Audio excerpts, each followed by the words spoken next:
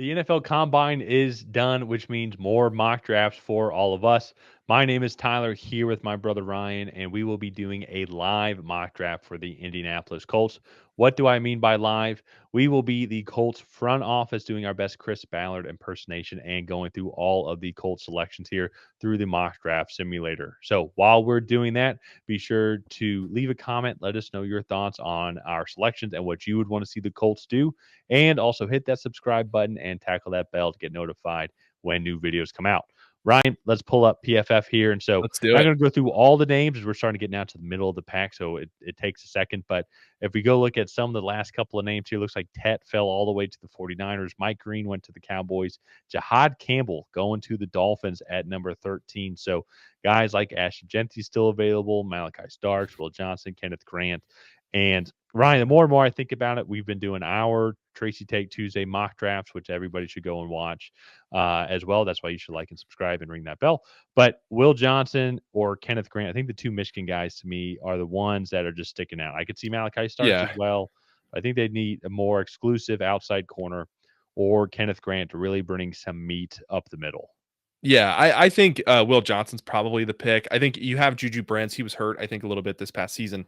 And so I think getting a Will Johnson who can be a true shutdown corner here at 14 would be just tremendous value. Malachi Starks would be a good consolation prize, but safeties I feel like are easier to find than like those true outside corners. So, and there's also the biggest drop off in this class, I believe, is at corner. Well, So I yeah, yeah.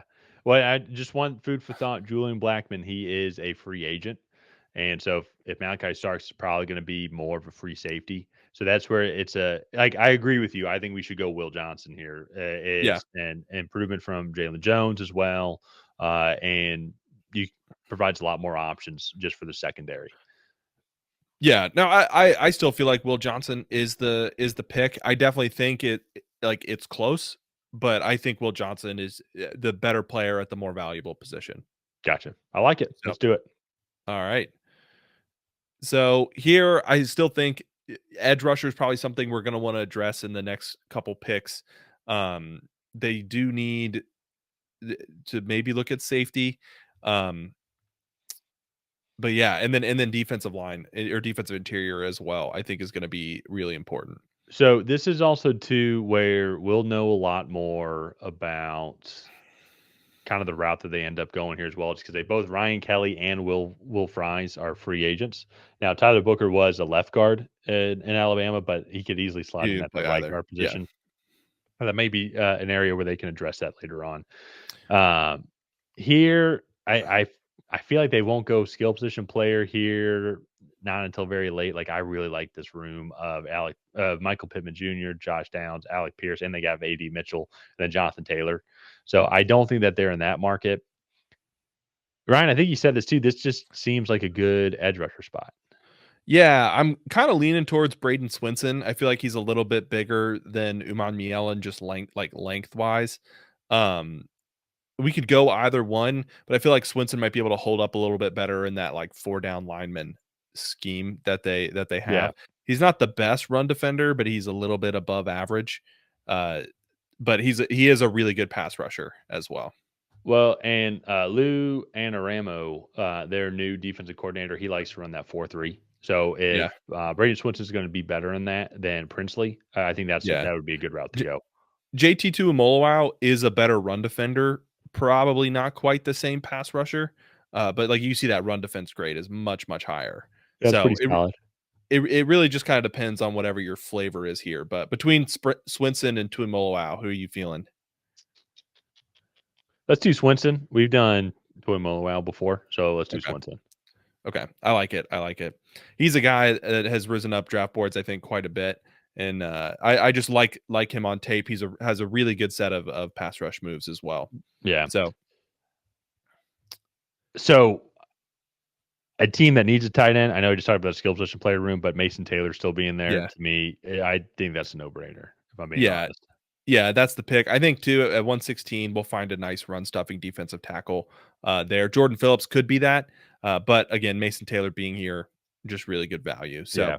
You could maybe Kevin Winston was there, and so once again, we'll yeah, know it'll be interesting to see. But if they re-sign Julian Blackmon, then like I don't think they'll go free safety. They won't worry about safety that much. But we've Mhm. already done Will Johnson too, so I think going tight end there. Now Andrew Makuba is still available, so Yeah. maybe they could go that route. But I do see where you're going here, and I do like that. JJ Yeah. Pegasus, Jamari Caldwell. I know that's JJ not how. I know that's not Pegwise how you. Pegas, I think Pegwise. Pegas, I think could be a really interesting one. Really good run defense grade. I think the Colts would need that in the middle, but I like that pairing with him and DeForest What's his Buckner. weight again? He's 325. And I think already, like, let me go look to see if I'm doing their just base defense right here. Grover Stewart's 314, DeForest Buckner's 295. And then let me even see here who was the that was a nickel. Who's there in their base? Uh, who am I looking for here? Looking at their roster. I don't know who you're looking. I do Well, not know. no, I like to go to the lineup there. Yeah. Who was the guy that you just said? DeForest Buckner? Yeah, DeForest Buckner. Oh, I already looked that up. Okay, yeah. So sorry, I thought I was thinking of somebody else. Uh, I was thinking, I don't know what I was thinking.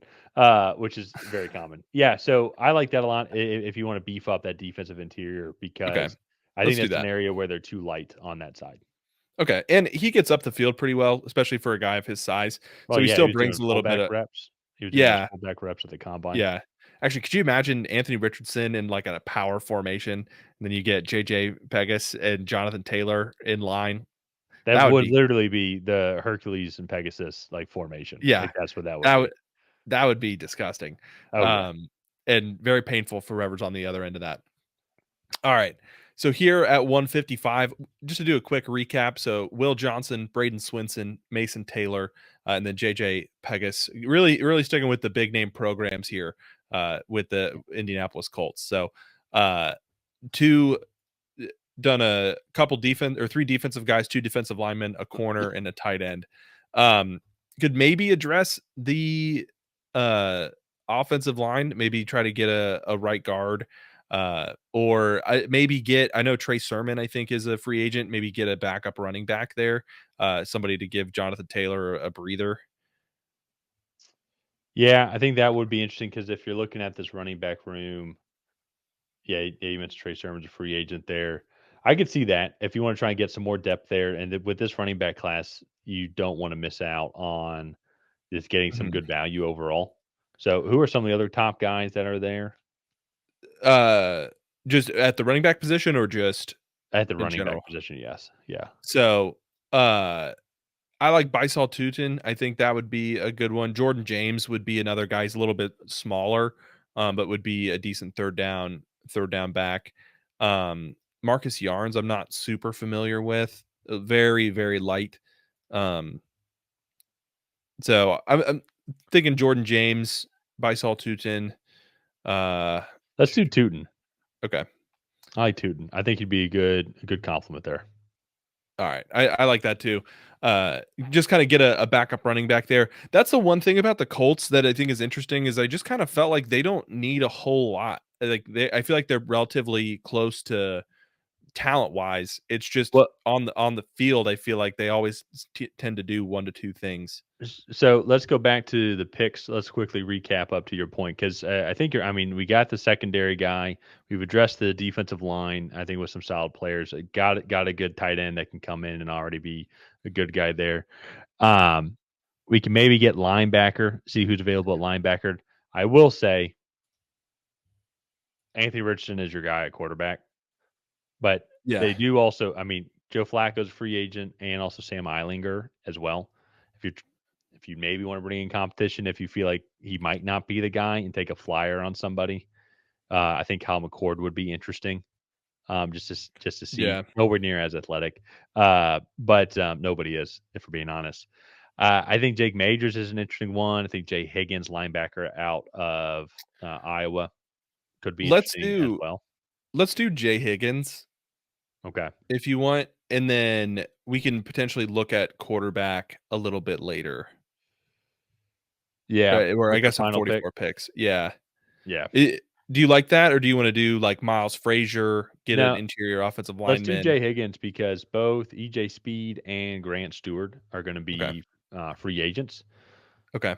So probably will re-sign EJ Speed. So, but then let Stewart go. So get some Okay. depth there.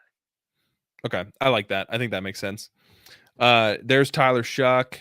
Um, I would love actually if Curtis Rourke would stay in Indy. That'd be awesome. That would be pretty cool. Uh, Uh, to me, I'm looking at safety though. Like if you want to go get Malachi Moore, let's go see. Could you just quickly check where Malachi Moore, where a majority of his snaps were at Alabama? I just want to double yeah, check here. he might. Uh, He moves them fairly. around. Yeah, So some let's slot.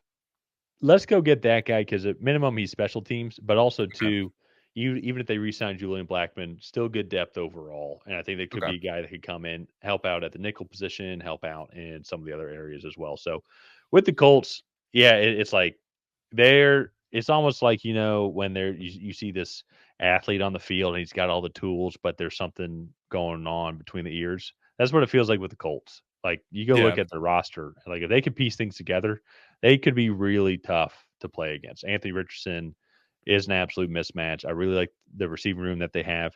They don't have a stud wide receiver. They have a lot of really good wide receivers, and that I think could be an area. But it's also, I mean, you don't just like Justin Jeffersons or CD Lambs. They kind of fall into your lap. You know what I Yeah. mean? Like you draft every receiver hoping that he could be this guy. Um, or you get put in a position to maybe make that selection.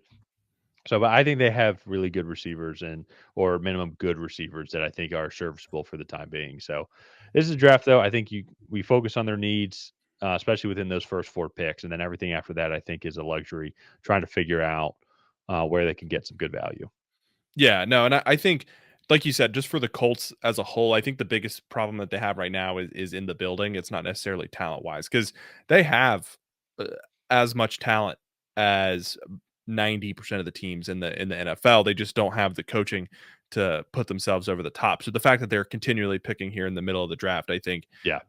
speaks more to that than anything else. So that being said, let's go ahead. Let's wrap things up here. If you guys have not already, please go ahead and like and subscribe.